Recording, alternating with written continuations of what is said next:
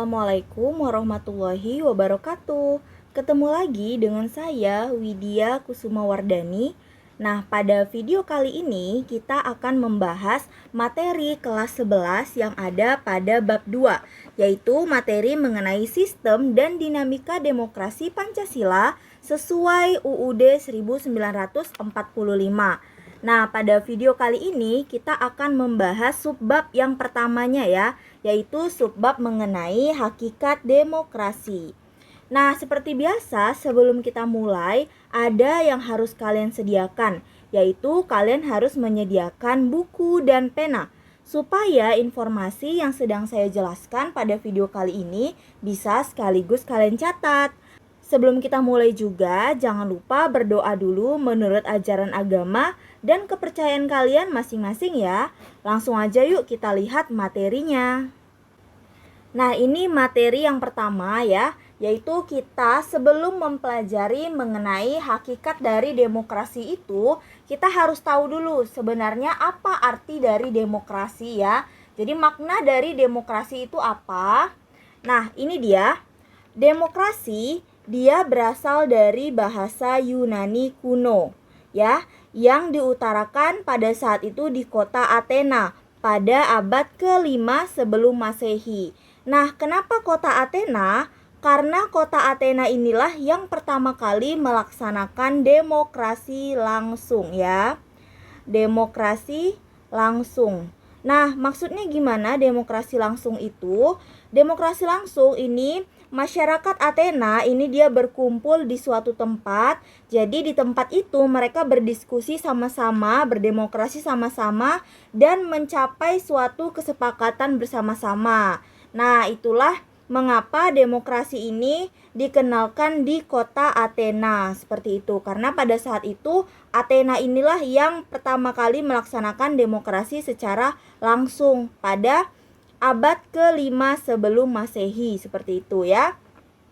Nah, selanjutnya demokrasi ini dia berasal dari dua kata, yaitu demos yang artinya rakyat dan juga kratos atau kratein yang artinya pemerintahan.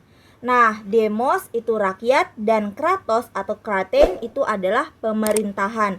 Sehingga demokrasi itu artinya adalah pemerintahan dari rakyat, selanjutnya pemerintahan oleh rakyat dan pemerintahan untuk rakyat ya. Jadi kalian ingat kalau demokrasi itu adalah pemerintahan dari, oleh dan untuk rakyat. Nah, titik sentral dari demokrasi ini adalah gunanya adalah untuk rakyat. Sekarang kita lanjut lagi.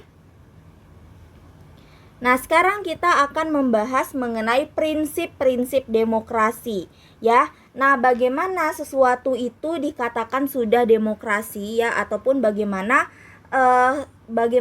demokrasi itu mau dilihat apakah sudah berjalan atau belum, itu ada prinsipnya ya. Yang pertama, prinsip dari demokrasi itu adalah menyelesaikan perselisihan secara damai dan melembaga. Ya, secara damai maksudnya kita musyawarah dulu ya, kita diskusikan dulu. Nah, selanjutnya secara melembaga. Kalau dalam berdiskusi itu kita tidak menemukan titik temunya ataupun kemufakatan, kita bisa menyerahkannya ke lembaga hukum seperti itu ya. Jadi segala sesuatu, segala perselisihan itu harus diselesaikan secara damai dan secara melembaga seperti itu.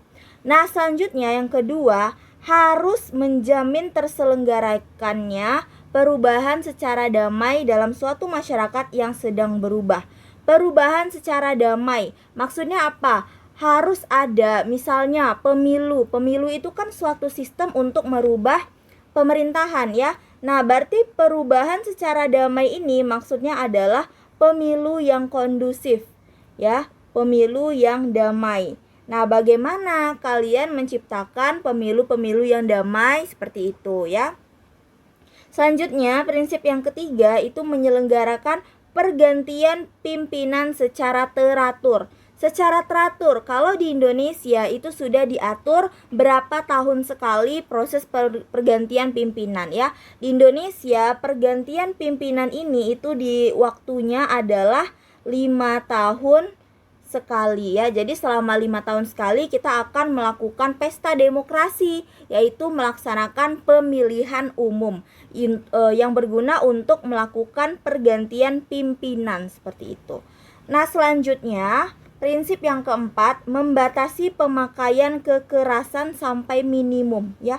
Pemakaian kekerasan. Jadi usahakan sebagaimana mungkin saat kita sedang menyelesaikan permasalahan ya, jauhkanlah prinsip kekerasan. Nah, kalau misalnya kita tidak menemukan titik temu, kita laporkan ke suatu lembaga yang bisa membantu kita menyelesaikan permasalahan itu, seperti itu. Selanjutnya, mengakui serta menganggap wajar adanya keanekaragaman ya. Kita akui, selanjutnya kita anggap itu wajar keanekaragaman. Kenapa? Dengan kita mengakui dan menganggap keanekaragaman itu wajar, berarti kita sudah berdampingan dengan perbedaan-perbedaan yang ada. Jadi kita sudah saling mengerti dengan perbedaan yang ada. Nah, kalau kita sudah saling mengerti ya, sudah hidup berdampingan, otomatis berbagai macam perselisihan itu pasti akan minim terjadi di dalam masyarakat seperti itu. Nah, prinsip demokrasi yang terakhir yaitu menjamin tegaknya keadilan. Ya, keadilan untuk siapa? Itu keadilan untuk seluruh rakyat Indonesia. Ya, jadi seluruh rakyat itu harus mendapatkan keadilan seperti itu ya.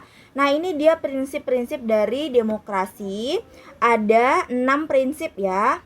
Nah, sekarang kita lanjut lagi.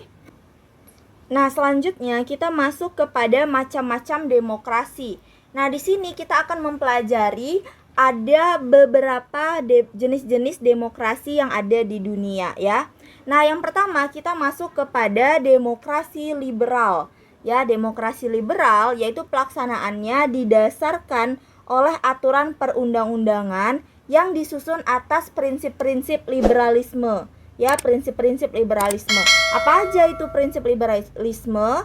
Yaitu kebebasan, kompetensi, individualisme, dan mekanisme pasar atau one man one vote seperti itu.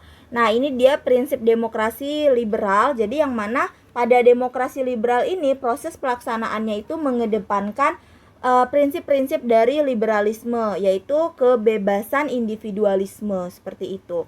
Ya, selanjutnya itu ada namanya demokrasi terpimpin. Ya, demokrasi terpimpin. Nah, Indonesia pernah menganut demokrasi terpimpin ini. Yang mana demokrasi terpimpin ini dilaksanakan atas pemikiran bahwa para pemimpin percaya bahwa tindakan mereka ini dipercayai oleh rakyat. Tetapi mereka menolak adanya persaingan dalam pemilihan umum untuk menduduki kekuasaan seperti itu. Ini namanya adalah demokrasi terpimpin.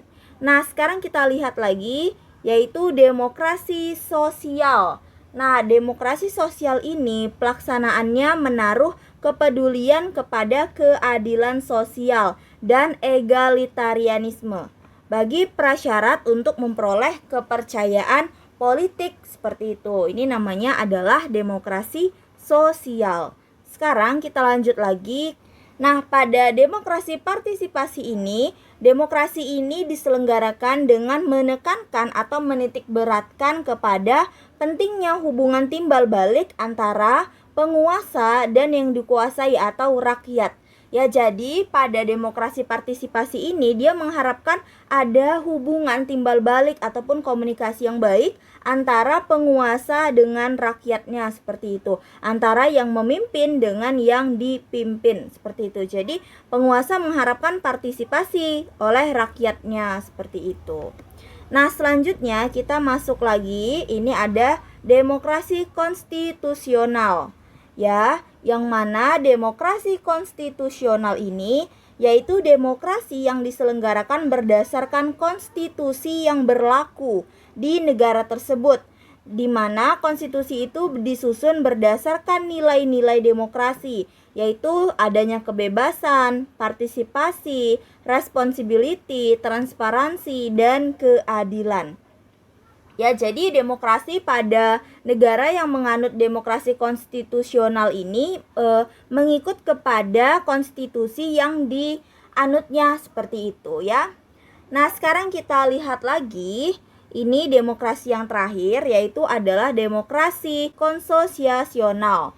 Yaitu demokrasi ini diselenggarakan dengan menekankan kepada adanya proteksi khusus bagi kelompok budaya yang menekankan kerjasama yang erat di antara elit yang mewakili bagian budaya tersebut.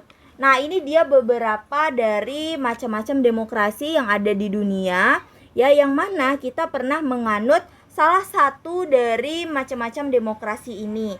Tapi sistem demokrasi yang ada di Indonesia itu khas pada saat ini. Tidak ada negara lain yang menggunakan demokrasi yang kita gunakan. Ya, karena kita menggunakan demokrasi Pancasila. Nah, pada video selanjutnya kita akan membahas khusus mengenai demokrasi Pancasila ya. Nah, ini dia demokrasi Pancasila. Kalian pernah dengar belum istilah dari demokrasi Pancasila? Nah, pada video sebelumnya kita sudah membahas mengenai macam-macam demokrasi yang ada di dunia, ya. Nah, Indonesia kita menganut namanya demokrasi Pancasila, yaitu sistem demokrasi yang diadopsi kepada nilai-nilai Pancasila yang kita jadikan sebagai dasar negara dan pandangan hidup kita, seperti itu. Nah, sekarang kita lihat, demokrasi di Indonesia itu dilaksanakan berdasarkan nilai-nilai Pancasila. Nah, makanya disebut sebagai demokrasi Pancasila. Nilai-nilai demokrasi Pancasila seperti yang ada dalam sila keempat meliputi dan diliputi oleh nilai sila-sila yang lainnya. Nah, jadi sistem demokrasi Pancasila ini menekankan kepada sila keempat, yaitu sila mengenai kerakyatan yang dipimpin oleh hikmat kebijaksanaan dalam permusyawaratan perwakilan. Namun sila keempat itu tetap meliputi dan diliputi oleh nilai sila-sila yang lainnya. Jadi sila-sila yang lainnya itu tetap mendukung kepada pelaksanaan sistem demokrasi Pancasila ini, seperti itu. Namun penekanannya lebih kepada sila keempat, seperti itu ya. Nah, ini kita lihat beberapa inti dari nilai-nilai demokrasi Pancasila. Yang pertama, setiap warga itu memiliki hak, kewajiban, dan kedudukan yang sama. Ya, jadi setiap orang di Indonesia itu memiliki hak, kewajiban, dan kedudukan yang sama. Ya, baik di mata hukum, selanjutnya dalam memperoleh pendidikan, dalam memperoleh pekerjaan, itu setiap orang, seluruh warga Indonesia, mereka memiliki hak, kewajiban, dan kedudukan yang sama. Tidak boleh ada diskriminasi, seperti itu ya. Selanjutnya yang kedua, tidak boleh memaksa kehendak orang lain, ya, tidak boleh memaksa. Nah, kenapa? Karena kan demokrasi. Nah, semuanya itu harus dilihat berdasarkan kepentingan rakyat, ya. Nah, gitu, harus dilaksanakan dulu musyawarah untuk mencapai suatu mufakat atau kesepakatan. Jadi kita tidak bisa memaksakan kehendak seseorang ataupun golongan tertentu aja. Selanjutnya yang ketiga, mengutamakan musyawarah untuk mufakat. Kita selalu harus bermusyawarah untuk menentukan suatu mufakat ataupun kesepakatan, seperti itu. Nah, yang keempat, mengutamakan kepentingan umum. Ya, kepentingan umum, kepentingan orang banyak dibandingkan kepentingan golongan atau pribadi. Ya, kita harus lebih mengutamakan kepentingan umum, seperti itu ya. Nah, ini beberapa inti dari nilai-nilai demokrasi Pancasila. Ya, di lain keempat hal ini masih ada beberapa nilai-nilai lagi ya. Nah, sekarang kita lanjut lagi. Nah, sekarang kita masuk kepada prinsip-prinsip dari demokrasi Pancasila. Nah, pada video sebelumnya kita sudah membahas mengenai prinsip-prinsip dari demokrasi ini aja ya. Demokrasi secara keseluruhan. Tapi pada video kali ini kita akan melihat prinsip-prinsip dari demokrasi Pancasila. Nah, di dalam bukunya ya, di dalam buku Ahmad Sanusi yang berjudul Memberdayakan Masyarakat dalam Pelaksanaan 10 Pilar Demokrasi, ya, yang terbit bukunya pada tahun 2006, halaman 193 sampai 205. Ahmad Sanusi mengatakan bahwa ada 10 pilar demokrasi konstitusional di Indonesia. menurut Pancasila dan UUD 1945. Nah, apa itu? Sekarang kita lihat. Nah, ini dia prinsip-prinsip dari demokrasi Pancasila. Ya, kita bahas satu-satu. Yang pertama, demokrasi yang berketuhanan yang Maha Esa. Maksudnya apa? Demokrasi yang berketuhanan kepada Tuhan yang Maha Esa, yaitu sistem penyelenggaraan negara harus taat asas, konsisten dan sesuai dengan nilai-nilai dan kaidah-kaidah dasar ketuhanan ya. Harus sesuai dengan kaidah ketuhanan ya.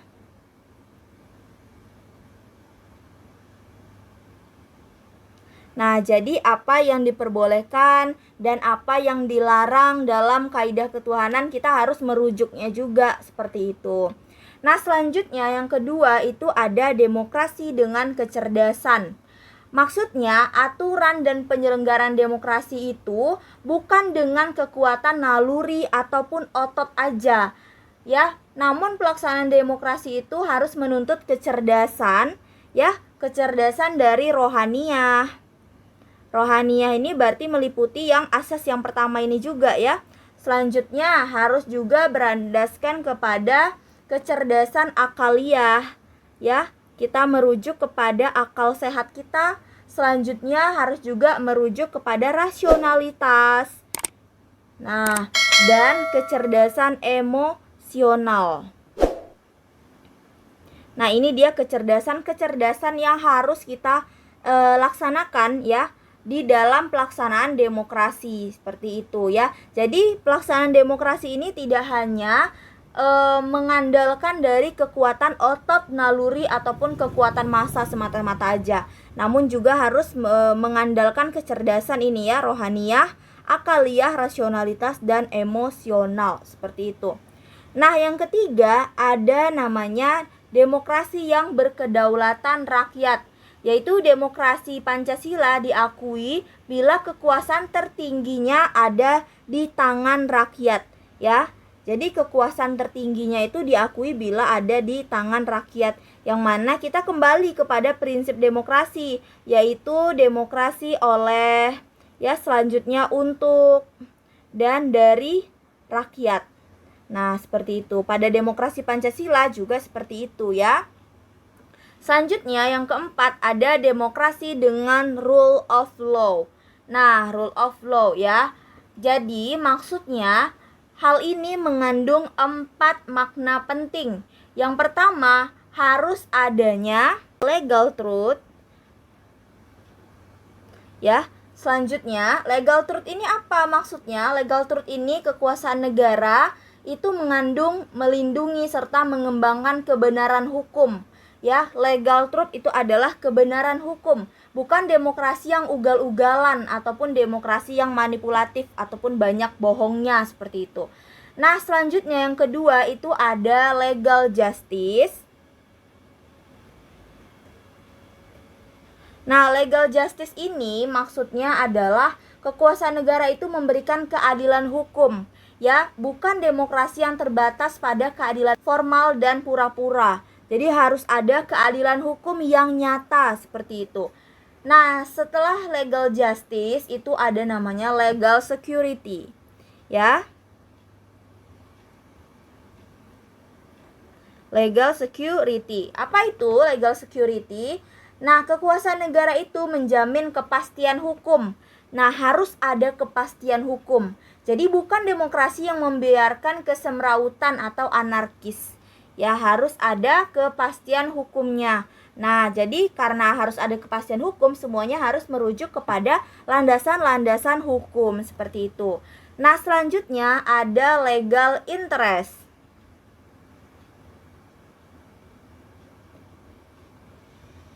Legal interest yaitu kekuasaan negara itu harus mengembangkan manfaat atau kepentingan dari hukum, seperti kedamaian dan pembangunan, bukan demokrasi yang justru mempopulerkan fitnah dan hujatan atau menciptakan perpecahan, permusuhan, dan kerusakan.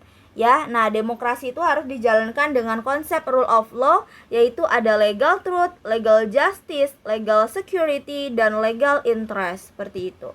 Nah, selanjutnya yang kelima itu ada demokrasi dengan pemisahan kekuasaan negara. Nah, pemisahan kekuasaan negara. Jadi di sini dalam demokrasi Pancasila itu kekuasaan negara sudah dibagi, ya. Ada 3 lembaga besar, ya, yaitu ada lembaga legislatif, selanjutnya eksekutif, dan lembaga yudikatif. Nah, jadi ketiga lembaga ini, legislatif, eksekutif, dan yudikatif, saling kerjasama, ya. Mereka dengan sistem pengawasan dan perimbangan ataupun check and balance, seperti itu. Jadi pada demokrasi Pancasila ini juga sudah adanya pemisahan kekuasaan negara. Jadi tidak ada kekuasaan yang superpower, karena semuanya itu sudah dibagi antara pengurusannya, seperti itu. Nah, yang keenam kita lihat lagi ada prinsip demokrasi dengan hak asasi manusia. Nah, jadi demokrasi menurut UUD 45 ini mengakui hak asasi manusia yang tujuannya bukan saja menghormati hak-hak tersebut, melainkan terlebih-lebih untuk meningkatkan martabat dan derajat manusia seutuhnya. Ya, jadi pelaksanaan HAM ini itu untuk mengangkat martabat dan derajat manusia, ya. Jadi semuanya harus dilihat ataupun dihormati hak-hak manusia yang ada pada setiap individu, seperti itu. Nah, yang ketujuh ada prinsip demokrasi Pancasila, yaitu demokrasi dengan pengadilan yang merdeka.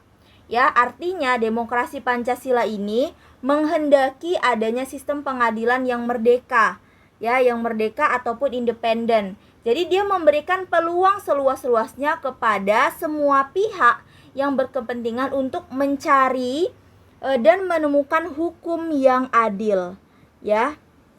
Nah, jadi semua orang itu memiliki hak yang sama untuk mencari hukum yang adil di dalam pengadilan yang merdeka, itu seperti itu. Nah, selanjutnya kita lihat lagi yang ke-8, itu ada prinsip demokrasi dengan otonomi daerah. Yaitu artinya otonomi daerah merupakan pembatasan terhadap kekuasaan negara, ya, khususnya kekuasaan legislatif dan eksekutif di tingkat pusat.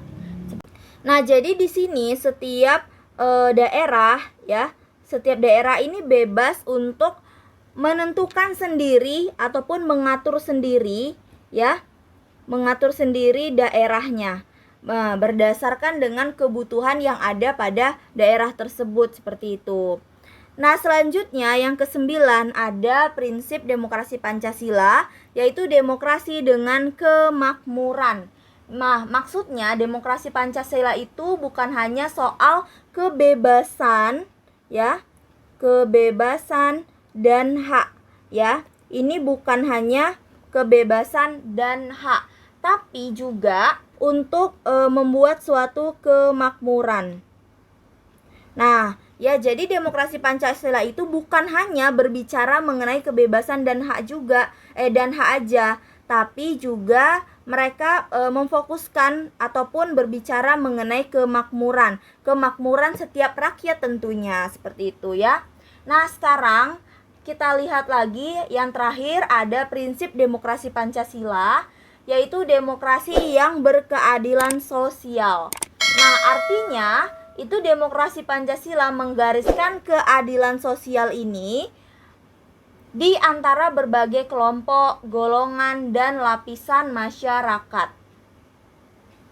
Jadi tidak ada kelompok, golongan, ataupun lapisan masyarakat yang menjadi anak emas, ya. Nah, ini tidak ada yang menjadi anak emas, karena semuanya itu dianggap sama, harus berkeadilan sosial, seperti itu, ya.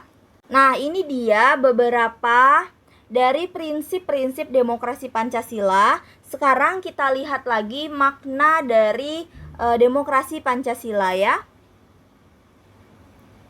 Nah, ini dia makna sila keempat Pancasila dalam demokrasi Pancasila. Makna yang pertama yaitu ada kerakyatan. Ya, jadi dalam hubungannya dengan sila keempat, Pancasila berarti bahwa kekuasaan yang tinggi berada di tangan rakyat. Nah, seperti itu ya, merujuk kepada prinsip dari demokrasi tadi, bahwa demokrasi Pancasila yaitu adalah demokrasi yang menjunjung kepada kerakyatan, seperti itu. Demokrasi yang berkedaulatan rakyat ya. Nah, selanjutnya ada hikmat kebijaksanaan. Nah, ini mempunyai arti bahwa penggunaan pikiran manusia harus selalu mempertimbangkan integritas bangsa, kepentingan rakyat, serta dilaksanakan dengan sadar, jujur, bertanggung jawab, dan didorong dengan itikat baik sesuai dengan hati nurani. Ya, harus ada kebijaksanaan dalam proses pelaksanaan dari demokrasi Pancasila ini, seperti itu ya. Kebijaksanaan yang berlandaskan kepada integritas bangsa, kepentingan rakyat ya, juga harus dilandaskan dengan pelaksananya itu sadar, jujur, dan bertanggung jawab, seperti itu. Nah, selanjutnya juga ada makna itu permusyawaratan. Nah, merupakan suatu cara khas kepribadian bangsa Indonesia dalam mencari keputusan sesuai dengan kehendak rakyat yang memegang kedaulatan yang akhirnya mencapai keputusan yang mufakat. Ya, jadi permusyawaratan ini kita berdiskusi yang sesuai dengan kehendak rakyat untuk mencapai mufakat atau kesepakatan, seperti itu. Nah, makna yang terakhir yaitu adalah perwakilan, yaitu merupakan suatu sistem atau cara yang berupaya menggugah partisipasi rakyat mengambil bagian dalam kehidupan berbangsa dan bernegara, yaitu melalui pemilihan umum untuk memilih wakil rakyat dan pemimpin bangsa negara. Ya, jadi sistem demokrasi kita menganut kepada demokrasi dengan konsep perwakilan. Seperti itu, berbeda dengan negara Athena ya, yang mana mereka bisa melaksanakan demokrasi secara langsung, seperti itu. Nah, selanjutnya beberapa nilai moral Pancasila dalam demokrasi Pancasila. Nah, kita lihat ya, di dalam demokrasi Pancasila itu ada nggak sih sebenarnya nilai moral Pancasila ya? Nah, yang pertama ada, yaitu persamaan bagi seluruh rakyat Indonesia. Ya, persamaan. Jadi di sini kita mau menciptakan persamaan bagi seluruh rakyat Indonesia. Tidak ada lagi diskriminasi seperti itu. Nah, selanjutnya harus ada keseimbangan antara hak dan kewajiban. Ya, antara hak dan kewajiban itu harus seimbang. Tidak boleh hanya menuntut hak saja dan melupakan kewajiban. Dan tidak boleh juga kita melaksanakan kewajiban aja tanpa kita minta hak kita, seperti itu. Nah, yang ketiga, mewujudkan rasa keadilan sosial seperti yang sudah dijelaskan tadi ya, keadilan sosial untuk seluruh rakyat Indonesia. Nah, yang keempat, pelaksanaan kebebasan yang bertanggung jawab secara moral kepada Tuhan Yang Maha Esa, diri sendiri, dan orang lain. Ya, harus ada proses pertanggungjawaban secara moral ya dalam proses pelaksanaan demokrasi Pancasila. Selanjutnya, pengambilan keputusan dengan cara musyawarah untuk mencapai mufakat.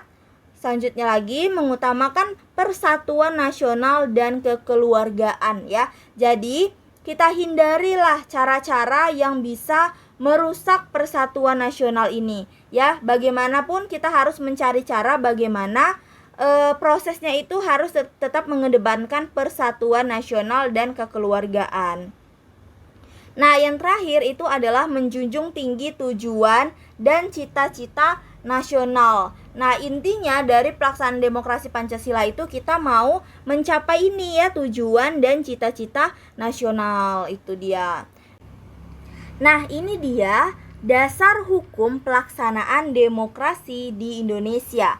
Ya, karena Indonesia adalah negara hukum, maka segala sesuatu harus ada dasar hukumnya. Seperti itu ya. Nah, dasar hukum dari pelaksanaan demokrasi di Indonesia itu merujuk kepada Pasal 1 Ayat 2 UUD 1945 sebelum amandemen. yang berbunyi, kedaulatan adalah di tangan rakyat dan dilakukan oleh Majelis Permusyawaratan Rakyat. Nah, pada masa ini ya, kedaulatan itu yang paling tinggi ada di tangan MPR ya, makanya dilakukan oleh MPR seperti itu.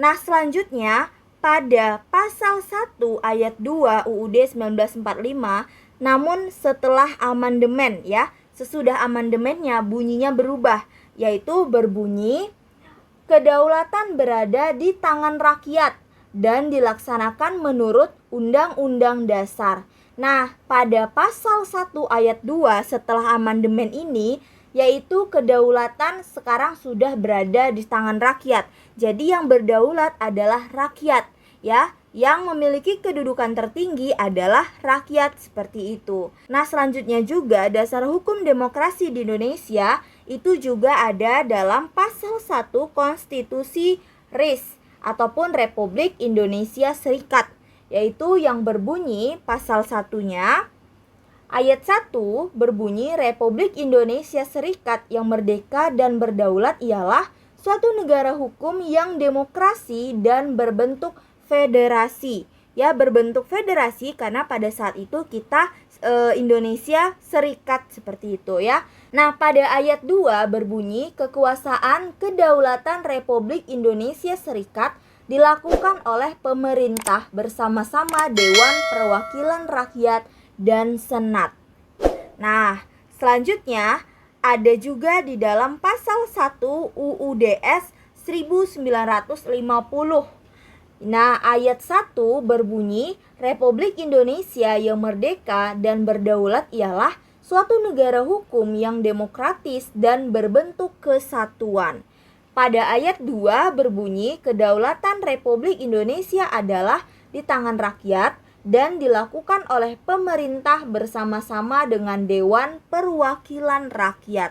Nah, itu dia beberapa dasar hukum pelaksanaan demokrasi di Indonesia ya. Nah, sekarang kita lihat indikator pemerintahan yang demokratis. Nah, ini dia indikator pemerintahan yang demokratis. Jadi, untuk melihat apakah suatu pemerintahan itu berjalan secara demokratis atau tidak, kita harus merisetnya ataupun mengkajinya berdasarkan kelima indikator ini ya. Yaitu yang pertama adalah akuntabilitas. Nah, harus dapat dipertanggungjawabkan. Jadi, pemegang jabatan yang dipilih oleh rakyat itu harus dapat mempertanggungjawabkan kebijaksanaan yang hendak dan telah ditempuhnya. Nah, di sini kita lihat apakah para penguasa itu mampu melakukan pertanggungjawaban terhadap kebijakan yang sudah dilakukannya, seperti itu. Nah, indikator yang kedua yaitu adalah rotasi kekuasaan. Harus dilakukan secara teratur dan damai ya. Nah, rotasi kekuasaan ini yaitu perpindahan kekuasaan ya ataupun perubahan kekuasaan. Ya, rotasi kekuasaan ini biasanya dilakukan dengan pemilu. Nah, kita lihat, jadi dalam proses pelaksanaannya, pemilu itu harus dilaksanakan secara teratur. Teratur ini dalam jangka 5 tahun sekali dan juga harus dilaksanakan secara damai seperti itu. Nah, selanjutnya yang ketiga harus ada rekrutmen politik yang terbuka, yaitu setiap orang punya kesempatan yang sama untuk mengisi jabatan politik. Ya, semua orang, seluruh rakyat Indonesia itu berkesempatan untuk duduk untuk mengisi jabatan politik seperti itu ya. Nah, selanjutnya pemilihan umum, yaitu dilaksanakan secara teratur sebagaimana sarana dari rotasi kekuasaan ya, secara teratur yang sudah saya sebutkan tadi yaitu 5 tahun sekali ya. Nah, jadi 5 tahun sekali kita akan melaksanakan pemilihan umum. Nah, pemilihan umum itu berguna untuk ataupun sebagai sarana dari rotasi kekuasaan ini. Nah, selanjutnya yang terakhir pemenuhan hak-hak dasar. Nah, setiap orang itu bebas menikmati hak dasarnya, seperti hak untuk menyatakan pendapat, berkumpul, berserikat, dan lain-lain seperti itu ya. Jadi dalam pemerintahan yang demokratis itu harus ada pemenuhan terhadap hak-hak dasar setiap warga negara. Nah, ini dia indikator pemerintahan yang demokratis. Kita bisa lihat, kita bisa mengkajinya berdasarkan dari kita lihat apakah pemerintahan tersebut akuntabilitas ataupun rotasi kekuasaannya dilaksanakan dengan teratur dan damai. Selanjutnya, apakah ada rekrutmen politiknya terbuka? Selanjutnya, apakah pemilihan umumnya itu teratur? Dan apakah hak-hak dasar setiap warga negara itu terpenuhi? Nah, kita lihat berdasarkan indikator-indikator ini gitu ya. Nah, sekarang kita lihat lagi. Ini dia perkembangan demokrasi di Indonesia ya, perkembangan demokrasi di Indonesia. Nah, jadi sebelum kita menganut demokrasi Pancasila, demokrasi ataupun konsep demokrasi yang kita anut pada saat ini, kita pernah menganut sistem-sistem demokrasi yang lainnya ya, itu berkembang setiap masa. Nah, kita lihat dulu ya, yang pertama pada periode 1945 sampai 1959 ini yaitu ada pada masa awal kemerdekaan. Nah, pada masa ini kita melaksanakan demokrasi parlementer. Ya, demokrasi parlementer itu dilaksanakan berdasarkan UUD 1945, Konstitusi RIS 1949 dan UUDS 1950 ya, dan UUD 1950 seperti itu. Nah, kenapa kita menggunakan konstitusi yang banyak pada masa ini? Karena pada masa ini nih kita masih mengadopsi ataupun masih mencari-cari ya. Karena kan masih pada tahap awal kemerdekaan. Jadi belum terbentuk secara baik konstitusi kita seperti itu. Makanya sering berubah-ubah konstitusi pada masa awal kemerdekaan ini. Nah, jadi praktik demokrasi yang terjadi pada masa ini bisa dikatakan tidak demokratis seperti konsep demokrasi yang sesungguhnya. Karena demokrasi parlementer itu jadi lebih banyak menonjolkan peran dari parlemen dan partai politik dalam kegiatan pemerintahan sebagaimana ketentuan yang ada dalam UUDS 1950 seperti itu ya. Nah, selanjutnya kita lihat lagi pada periode 1959 sampai 1965, ini pada masa Orde Lama. Nah, pada masa Orde Lama ini kita menganut sistem dari demokrasi terpimpin. Ya, kita menganut sistem demokrasi terpimpin yang mana dilaksanakan berdasarkan UUD 1945. Sebagaimana bunyi dari Dekret Presiden 5 Juli 1959. Nah, jadi pada masa awal kemerdekaan ini itu begitu banyak polemik ya, begitu banyak polemik sehingga pemerintah pada saat itu harus mengeluarkan Dekret Presiden 5 Juli 1959. Yang bunyi dari Dekret Presiden ini ialah yang pertama, pembubaran konstituante. Yang kedua, berlakunya kembali UUD 1945. Yang ketiga, tidak berlakunya UUDS 1950. Yang keempat, pembentukan MPRS dan DPAS ya. Sehingga pada masa ini, pada periode ini kita sudah kembali menganut lagi UUD 1950 berdasarkan bunyi dari Dekret Presiden ini seperti itu. Nah, selanjutnya kita lihat lagi pada periode 1965 sampai 1998, yaitu masa Orde Baru. Nah, pada masa ini kita menganut konsep dari demokrasi Pancasila. Ya, disinilah kita sudah kenal demokrasi Pancasila. Nah, yang mana dilaksanakan berdasarkan UUD 1945. Nah, visi pada masa ini ialah melaksanakan Pancasila dan UUD 1945 secara murni dan konsekuen. Nah, seperti itu. Jadi, pada masa ini kita sudah mengenal konsep dari demokrasi Pancasila. Nah, selanjutnya kita masuk lagi pada periode 1995 sampai sekarang, yaitu ada pada masa reformasi. Nah, perkembangan demokrasi pada masa ini sudah semakin mendekati dari makna demokrasi yang sesungguhnya. Ya, jadi sudah sedikit penyimpangan-penyimpangan terhadap pelaksanaan demokrasi. Nah, pada masa ini ya, pada masa 1998 sampai sekarang kita tetap masih menganut dari demokrasi Pancasila seperti itu ya. Nah, ini dia perkembangan demokrasi yang ada di Indonesia. Jadi kita pernah menganut sistem demokrasi parlementer, selanjutnya demokrasi terpimpin, dan yang terakhir kita menganut demokrasi Pancasila seperti itu.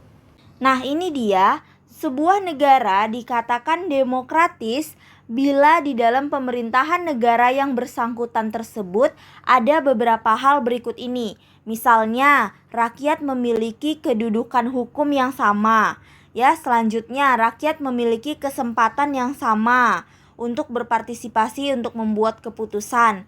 Selanjutnya, rakyat memperoleh pendapatan yang layak karena terjadi distribusi pendapatan secara adil. Dan yang tak kalah penting, yaitu sebuah negara dikatakan demokratis bila ada kebebasan yang bertanggung jawab. Nah, sekarang kita lihat yuk sama-sama. Yang pertama, kita akan membahas mengenai persamaan kedudukan di muka hukum, ya. Jadi Indonesia ini adalah negara hukum. Ya, Indonesia adalah negara hukum yang mana dalam segala aktivitas kita itu harus berdasarkan pada dasar hukum yang ada. Seperti itu ya. Nah, sebagai negara yang berdasarkan hukum, maka hukum di negara ini harus mengatur bagaimana seharusnya seorang penguasa itu bertindak, ya. Penguasa bertindak. Nah, selanjutnya bagaimana hak dan kewajiban dari penguasa dan juga rakyat itu, ya. Selanjutnya juga membahas mengenai hak dan kewajiban dari penguasa dan rakyat. Nah, itu artinya hukum itu harus dijalankan secara adil dan benar, ya. Jadi tidak boleh pandang buluh, apakah dia penguasa ataupun dia rakyat seperti itu. Jadi siapa aja harus dihukum sesuai dengan ketentuan yang berlaku. Nah, untuk mewujudkan hal ini ada beberapa yang harus dipenuhi. Di antaranya yaitu adanya aparat penegak hukum yang tegas dan bijaksana yang bebas dari pengaruh pemerintahan yang berkuasa dan berani menegakkan hukum. Nah, dengan begitu maka akan terciptanya kedudukan ataupun persamaan kedudukan di muka hukum untuk seluruh masyarakat yang ada di Indonesia seperti itu. Nah, yang kedua, kita akan membahas mengenai partisipasi dalam pembuatan keputusan ya, partisipasi dalam pembuatan keputusan. Nah, sebagai negara yang demokratis, kita melihat nih apakah dalam proses pembuatan keputusan ini melibatkan rakyat. Nah, kalau dalam proses pembuatan keputusan melibatkan rakyat, berarti negara itu sudah bisa dikatakan sebagai negara yang demokratis. Nah, contohnya apa nih? Proses pembuatan keputusan yang melibatkan rakyat. Contohnya itu adalah pelaksanaan pemilu. Yang mana dalam pelaksanaan pemilu ini kita bertujuan untuk mencari pemimpin yang baru ya. Nah, dalam proses pencarian pemimpin ini pasti kita melibatkan rakyat kan, dengan cara rakyat juga ikut pemilu seperti itu. Jadi, pemimpin yang ada nanti ataupun pemimpin yang terpilih nanti itu merupakan pemimpin dari hasil pilihan rakyat ataupun keputusan rakyat untuk memilih pemimpin tersebut seperti itu.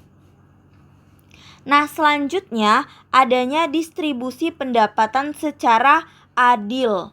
Nah, ini penting untuk diingat di negara demokrasi, bahwa semua bidang dijalankan berdasarkan prinsip keadilan termasuk dalam bidang ekonomi ya. Jadi dalam proses distribusi ini ataupun dalam bidang ekonomi ini juga harus merujuk kepada prinsip keadilan. Ya. Nah, seperti itu. Jadi dengan kata lain, semua warga itu berhak memperoleh pendapatan yang layak. Karena itu pemerintah wajib membantu fakir dan miskin yang berpendapatan rendah untuk dapat hidup sejahtera. Seperti itu. Nah, selanjutnya yang keempat, adanya kebebasan yang bertanggung jawab. Nah, kebebasan yang bertanggung jawab.